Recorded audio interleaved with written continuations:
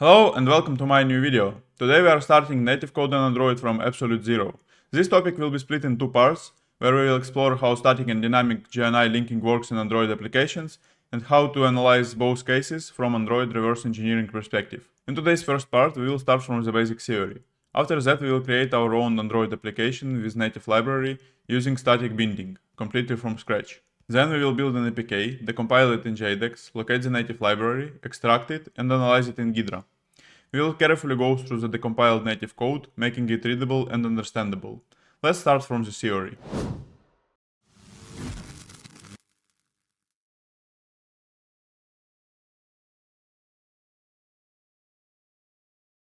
Normally, Android applications are written in Java or Kotlin. This code is compiled into a text bytecode and run by IRT, Android Runtime.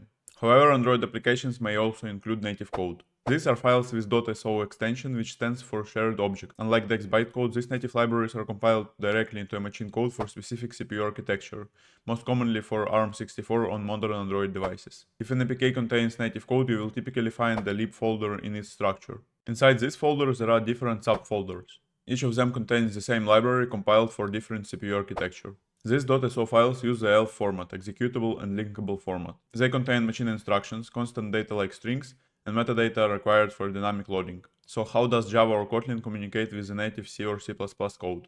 The bridge between them is called JNI, Java Native Interface. JNI defines the standard way for Java code to call native functions and for native code to send callback to the JVM. It provides a set of types, rules, and conventions that both sides must follow. There are two main ways Java can connect to the native code. The first and simplest one is static binding. At runtime, the virtual machine looks inside the loaded .so library for a method with a very specific name: Java, package, class, and method, all divided by underlines. If it finds method with exactly this name, it automatically links Java method to this native implementation.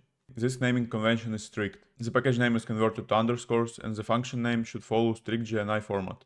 This makes static binding relatively easy to understand and relatively easy to reverse engineer. However, there is another way how the native method can be connected to Java. It is called dynamic registration. In this case, the native functions are not exported with this long name. Instead, native library manually registers Java methods using specific function called JNI onload and method table. This approach is very common in real-world applications and is slightly harder to reverse engineer. In today's first video, we will fully understand static binding, how it works, how to build it, and how to reverse it. And in the next video, we will move to the dynamic registration.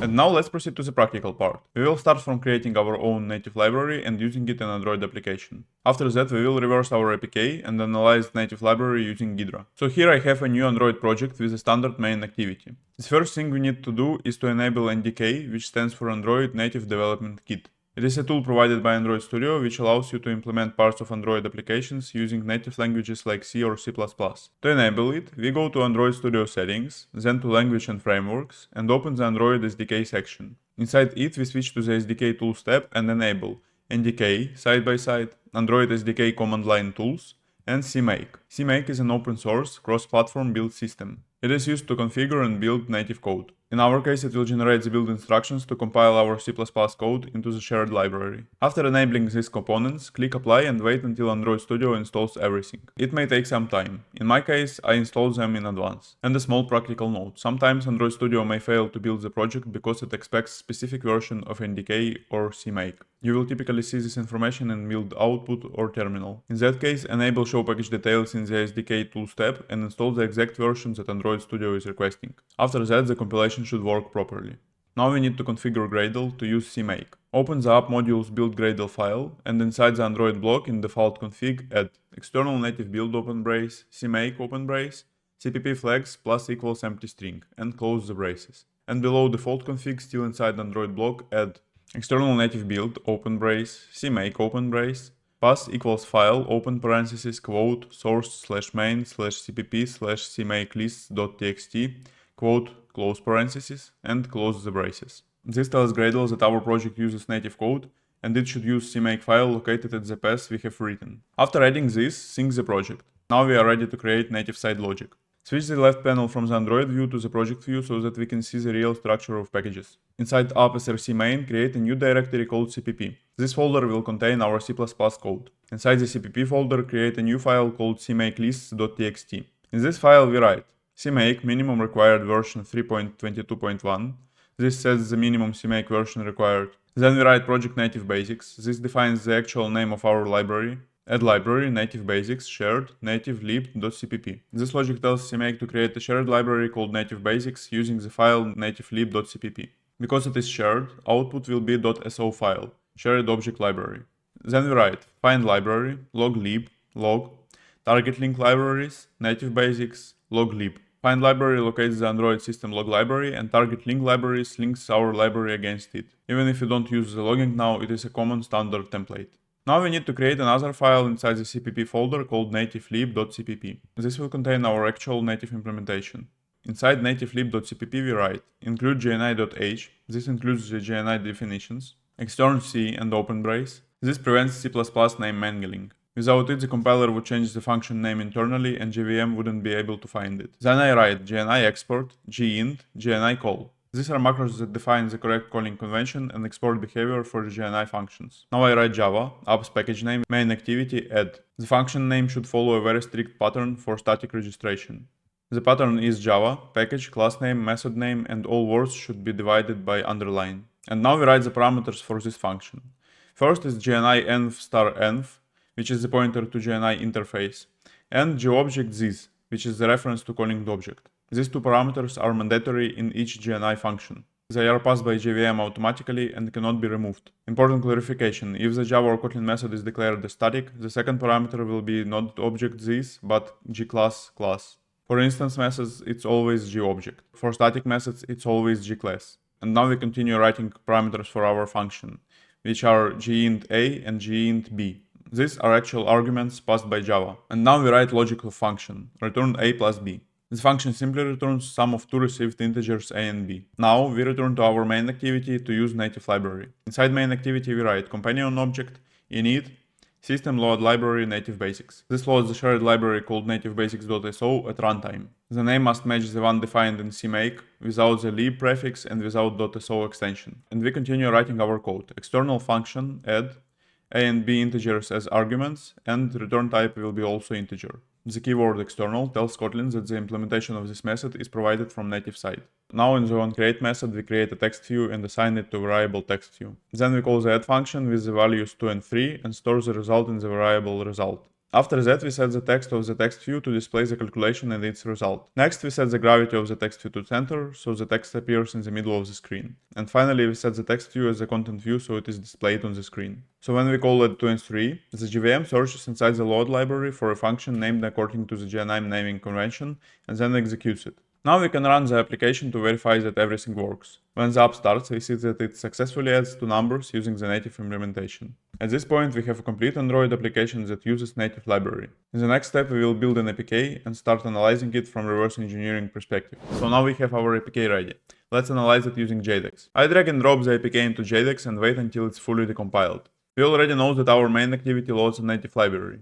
But instead of manually opening main activity, I want to show you a proper method how to check if the application loads native code or not. In JADX, press Ctrl plus Shift plus F to open a global search window. In the search field, type system.load. In most Android applications, native libraries are loaded using either system.load or system.load. So searching for system.load is one of the fastest way to detect native code usage. In the search results, we can clearly see our call to system.load library native basics. And there is another useful keyword that we can search for, and it is native. In Java or Kotlin, methods implemented in native code are declared using native. Searching for native can help you locate methods that are implemented in native side. So these two searches, system.load and native, are practical first steps when checking whether the application loads native code. Now we know the exact name of library being loaded. In our case, it is native basics. Next, we go to the resources section in JADX and open the lib folder. Inside it, we see subfolders for different architectures. The most common architecture for modern Android devices is ARM64, so we open that folder. Inside it, we see our native library compiled for ARM64. If you open other architecture folders, we will see the same library name, but compiled for a different CPU architecture. So the logic is the same, only machine code differs. Now we need to extract library file itself. JADX makes it easy. We right-click on the .so file and choose export. Then we select a location to save it, for example the desktop. And now we have the native library file extracted. To analyze it, we need a tool which can disassemble or decompile native code. There are several tools for this purpose, for example ADA Pro or Binary Ninja, but today we will use Ghidra. Ghidra is a free and powerful tool that is widely used in reverse engineering community. To install Ghidra, open your browser and simply search for Ghidra. In the search results, you will find the official GitHub repository. Open it. You may notice that this repository is maintained by the NSA, the National Security Agency of United States. Ghidra was originally developed internally and then was released to the public as an open source reverse engineering tool. To proceed with the installation, scroll down to the install section in the README file. In that section, you will find a link to the release page where the downloadable archives are located. Before downloading, note that Ghidra requires a supported Java development kit to be installed on your computer. It will not run correctly without it. On the opened releases page, scroll to the assets section and download the archive file named something like ghidrapublic.zip. After the download is complete, open the archive and extract the entire folder. There is no installer, the extracted folder is the program itself. Once extraction is finished, open the folder. If you are using Windows, run the file ghidrarun.bat, and if you are using macOS or Linux, run the script named ghidrarun. After that, Ghidra will start. Now we see the Ghidra start window with no active project. First, we need to create one. A project in Ghidra is simply a container, a folder where all the metadata and the compiled files will be stored. To create a project, go to File and New Project. Choose Non-Shared Project unless you specifically want to share your project with someone else. Then choose a location where the project will be stored and give it a name. I will call mine Basics. After that, I click Finish. Now we can import our native library. You can simply drag and drop the SO file into the project window. Ghidra will automatically detect it as an ELF file, which is correct for Android native libraries. Click OK. A new window may appear showing additional information about the file format. You can keep the default settings and click OK again. Now double-click on the imported library to open it. Ghidra will ask whether you want to analyze the file. Click Yes. An Analyzer Options window will appear. For now, you can leave the default settings. They are sufficient for basic analysis and click Analyze. After a few seconds, the analysis process will complete. So that's it. Ghidra has disassembled and decompiled our native library and we are ready to analyze it. On the left panel, we can see the list of functions. That is the part we are most interested in. Since we used static linking, we can clearly see the function name. Java command Android X-ray native example app main activity add. Let's open it. Now look at the parameters. Instead of JNI env, GObject and gint, we see undefined 8, int, and generic variable names like param1, param2. So the question is, why doesn't Ghidra know already the correct types? When C or C++ code is compiled, the compiler removes nearly all high-level type names. The binary doesn't store the information that this was GObject or this was gint. What remains are only sizes, calling conventions, register usage, and memory layout. Ghidra sees that the first parameter is 8 bytes. It sees that the second parameter is also 8 bytes, and the next ones are 4 bytes. So it guesses types based purely on size. 8 bytes becomes undefined 8, 4 bytes often becomes int. Reverse engineering tools don't know the Android SDK types. If you look at the original source code, we can see function signature. JNI env star env, GObject this, gint A, gint B. So our goal now is to teach Ghidra what these types are. There are ready-to-use solutions available online, archives and files that already contain the full list of JNI typedefs, structures and definitions. However, we are not going to use them today. So instead of importing ready-made definitions, we will create them manually. Once you understand how it works, later you can use the ready archives to save time. So let's start with the easiest one, gint. In JNI, gint is a simply 32-bit signed integer. It's just a typedef to int. In Ghidra, we can create our own type definitions. To do that, we go to the Data Type Manager in the bottom left corner. To create a new typedef, we right-click on the name of our library, choose New, and then choose Typedef. A new window opens. We give it name gint, and as a base type, we choose int, without an asterisk. We click OK, and that's it, we created a typedef. Typedefs don't change the size or behavior. They just give a more descriptive alias to the existing type. Now let's create a typedef for object. This one is a little more interesting. In JNI, GObject is not the actual object. It is a handle, which means that it is a pointer to some internal structure.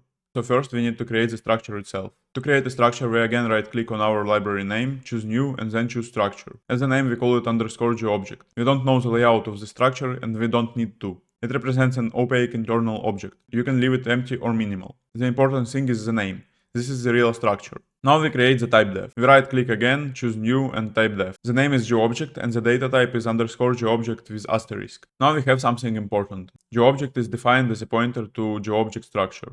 This matches the real JNI header. So underscore GObject is structure and GObject is a pointer to it. Now let's create JNI env. This one is slightly more advanced. Internally, JNI env is a pointer to function table structure called JNI native interface. This structure contains all the JNI functions. So again, we right click, choose new, structure, and name it JNI interface underscore. For now, we will not fill it fully. For basic reversing, we don't need all these members. Now we create a typedef. Right click, new, typedef. We name it JNI env, and as a base type, we choose JNI native interface with an asterisk. Now JNI env is defined as a pointer to JNI native interface. Now we are ready to use the typedefs to beautify the decompiled code and make it understandable. You always know that for JNI functions, the first parameter is a pointer for Java native interface, and the second parameter is either a pointer to class for static methods or a pointer to an object for non-static methods. This is the rule, it is always like that. So let's start with the first parameter. We know for sure that it is JNI env. We right click on the parameter name and choose retype variable. We type JNI env, select it and click OK. Now the type of this parameter is correct. We can also rename it. So we rename it to env, meaning environment. For now we are doing this to understand how Ghidra decompiles code and how to make it clear and readable. In this example these two parameters are not used because the method logic is very simple. Let's proceed to the next parameter. As we know it is always either a class pointer or an object pointer. To determine which one it is, we go to the JADX and check whether the method is static. We see that it is not static, so the parameter is a pointer to an object. We right click, retype variable, type GObject, select it and click OK. Then we rename the variable to this object. Now the first two standard parameters are correctly defined. Let's proceed further. The next parameters are the real parameters of the Java method, so their types depend on the Java side implementation. We go to the JADX and check for Java method. We see that it takes two integers. Back in Ghidra, we see that Ghidra already defines them as int. That is technically correct. However, for consistency with JNI, it is better to mark them as gint. So we right click, retype variable for first int and change it to gint. We do the same for the second parameter. And we also can rename them. There are no explicit hints, so we think logically. The function is called add and it returns the sum of two parameters. So it makes sense to call them first number and second number. And here we are. We now have a fully defined and understandable method structure. Let's open the original C++ code in Android Studio. And we can see that it looks almost identical to the original source code. We reconstructed the type system manually. And once we did it, the code became clean and readable. So once again, the compilers don't understand semantics. They understand memory and sizes. If you want readable output, you must model the types yourself. That's the key lesson of this section. When you reverse Android native libraries, remember, the binary doesn't contain JNI type names. You must recreate them. When you define gint, GObject and JNI env, Ghidra becomes dramatically easier to read. This is one of most important habits in reverse engineering. Build the type system first and the code will start making sense. So today we started from absolute zero and built a complete Android application with native library using static JNI binding. We saw how native code is connected to Java, how it appears inside the APK, and how to analyze it using Ghidra. Most importantly, we understood how to make the native code readable and understandable. In the next video, we will move to the dynamic registration, the method that is much more commonly used in real-world Android applications and is slightly harder to reverse. If this video was helpful to you, please consider liking it and subscribing to the channel so that you don't miss the next part. Thank you for watching and see you in the next one.